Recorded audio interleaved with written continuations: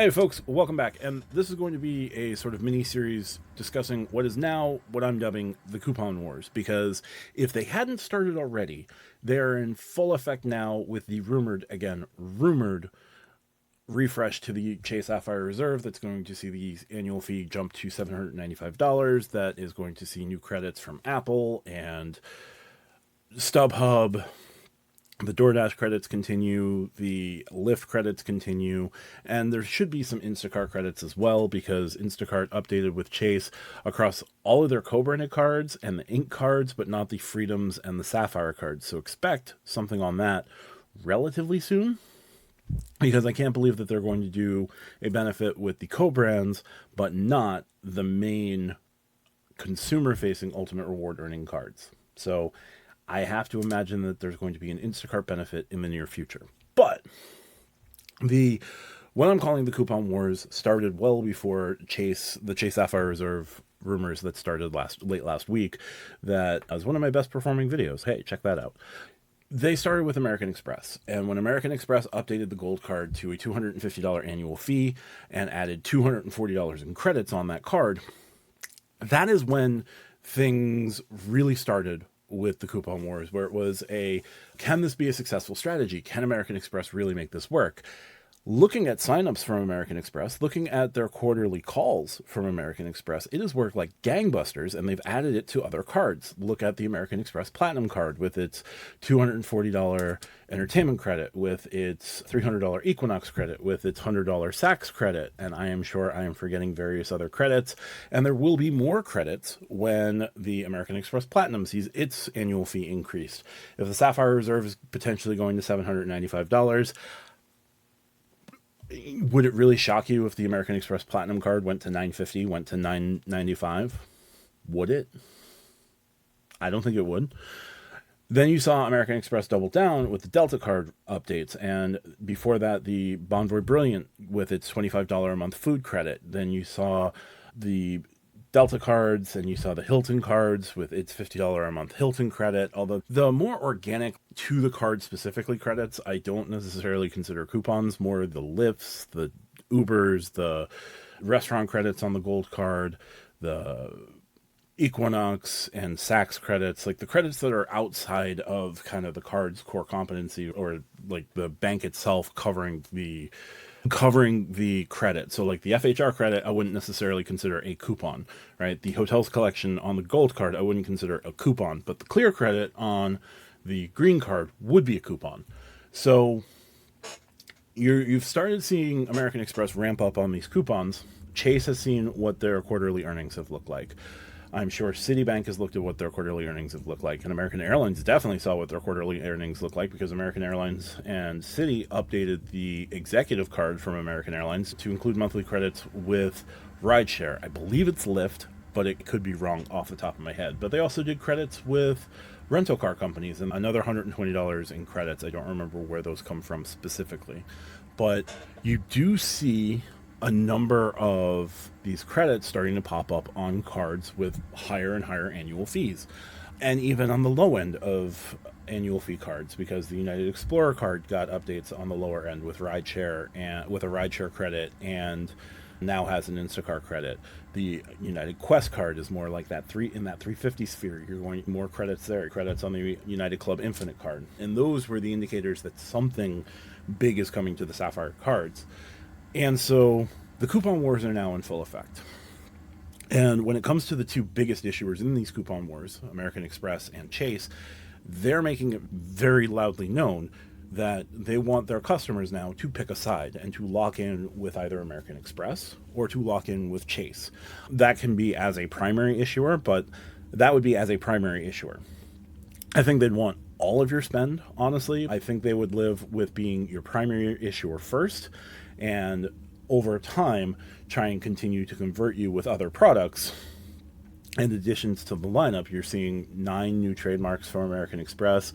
Chase, I'm sure, will eventually change the trifecta so that it becomes more inclusive over time, just to get you to spend more of your money through Chase's credit cards, right? More of your money through American Express's credit cards. But for now, they will live with being your primary issuer.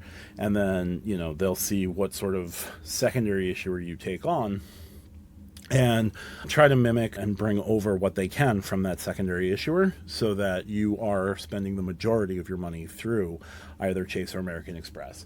These rumored updates to the Sapphire Reserve are an indication that Chase wants you to choose between Chase and American Express. Now, you as the customer always have the option to opt out, get both sets of cards, and not rely on the coupons to be the value maker for you.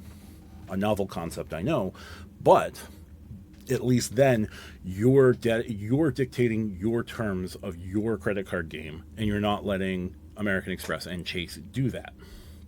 So that would be ideal going forward, just so that we can get past this level of couponification that you are seeing from American Express and Chase, and trying to get Citi to avoid taking on this couponification, trying to get Capital One and Wells Fargo to ignore it as well. Now, Capital One does have their $300 credit on their Venture X card. It operates as a coupon, but it is Capital One's coupon within Capital One system. It's not a rideshare credit. It's not a digital entertainment credit. It's not $100 a year at Saks Fifth Avenue. It's not $300 at StubHub broken up into 2 purchases over the course of a year. Capital One, after spending $35 billion to acquire Discover, has to be looking at coupons eventually as ways to bring in more money and put more of that money in-house, right?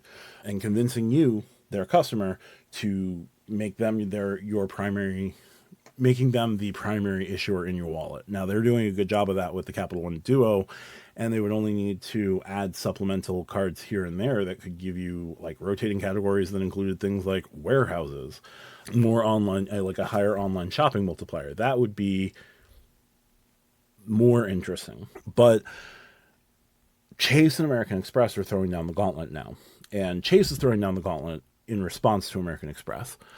It'll be interesting to see what happens over time, whether American Express gets tagged with the first mover dilemma. But there's a very definite shift in things where now Chase sees how lucrative the couponification of credit cards has been, and they're going to jump into it. And Citi is observing it. They haven't done anything yet, but you can imagine that they will. Wells Fargo's observing it. They haven't done anything yet, and they can't really afford to at the moment. But in time, if their market share grows big enough, they would likely want to get into the couponification of things, as long as it's still profitable, because it seems that the banks are pretty lazy. They see one bank making bank on a novel concept that nobody thought would work, but suddenly is.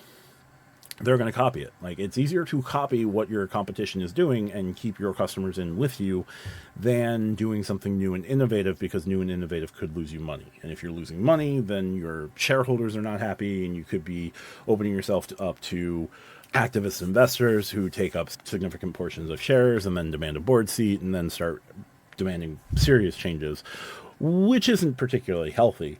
You are seeing banks take the path of least resistance, which right now is coupons on coupons.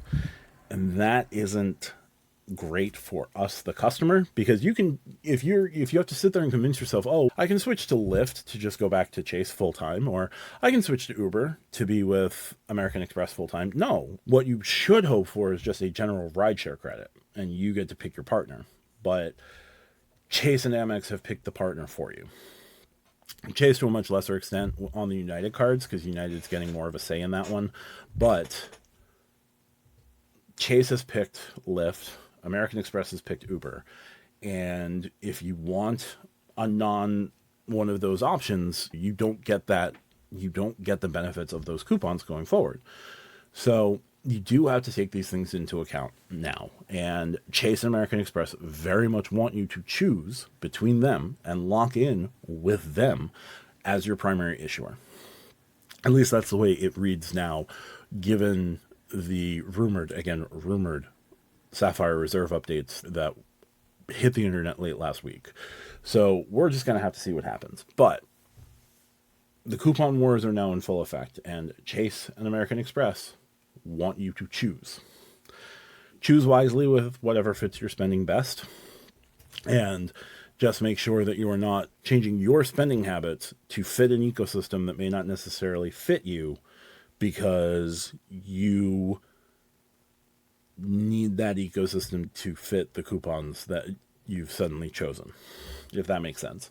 It may not, and I'm sorry if it doesn't, but basically stick with what you're doing. Don't change in order to make coupons work that wouldn't have worked otherwise. So, coupon war is in full effect. We'll see what happens. Ideally, this goes away in a few years, but I don't think it will, because American Express is making too much money. And if American Express is making too much money, Chase wants to make just as much money.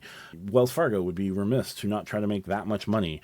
Same with Capital One, same with Citi. So the big five are going to be going into the coupon book. Bank of America and US Bank I have kept out of this because they largely don't have to worry about this. They're not playing in that level. Bank of America is just playing their own different version of the game, where they don't worry about transfer partners, they don't worry about any of this, and your relationship with Bank of America determines what your reward level with Bank of America is, and maybe that's a simpler way to consider things. But there you go. That's going to do it for this one. If you like what I do, hit the like and subscribe button down below. We're going to continue this mini series kind of looking at the other three secondary issuers in this coupon book war and see who will jump in when, who might benefit the most from what. I'll start with Capital One, as they actually have a premium travel credit card. Then I'll look at Citi and Wells Fargo, just because they still haven't launched their premium cards, and right now probably isn't the smartest time to do, just so that they can take time, evaluate what Chase is potentially about to do, and see how they can respond in the market. This is part one. We're going to do 4 parts of this over the course of the week. So if you like what I'm doing, hit the like and subscribe. If you want to support me here on YouTube, consider becoming a channel member. $2.99 a month membership. Cancel at any time. And check out the pinned comment, as always, for ways to support me outside of YouTube as well. Check out the Stack Your Points podcast. We release on Wednesdays and Fridays here on YouTube. We do a live on Thursday nights at 8:30 p.m. Look forward to joining you there. Thanks for watching. Appreciate it. You could have been anywhere else. You chose to stick around with me, and thank you so much for your time. Bye for now.